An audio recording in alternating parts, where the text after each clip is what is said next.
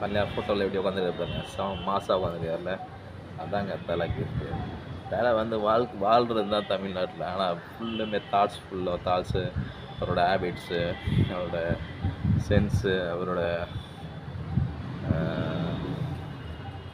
Ideas எல்லாம் ideas, அவரோட uniqueness எல்லாம் ஆங்கிலோ இண்டியன் தான்.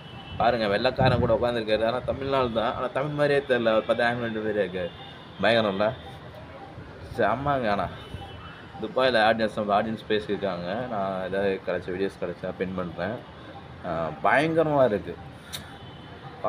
கார் வந்து நொறுங்கிருச்சு, நொறுங்கிருச்சு. ஆனால் அந்த திருப்பி டக்குன்னு எடுத்து 20 ஹவர்ஸில் அதை ரெடி பண்ணி டக்குன்னு நெக்ஸ்ட்டு போய் தேர்ட் ப்ளேஸ் அச்சீவ் பண்ணலாம். பெரிய விஷயம்.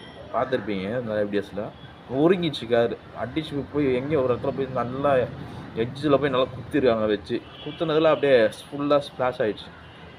அப்படியே ஸ்லாஷ் ஆனதில் திருப்பி ரெடி பண்ணி கார் ரேஸை ரெடி பண்ணி கொண்டு போய்ட்டு பயங்கரம். தேர்ட் ப்ளேஸ் பண்ணலாம், பயங்கர விஷயம். ஆனால் தேர்ட் ப்ளேஸ் கப்போட ஒரு சின்ன பையன் கூட நிற்கும் போதெல்லாம் அந்த இது பயங்கரமாக இருக்குது. சொல்கிறதுக்கு வார்த்தையே இல்லை.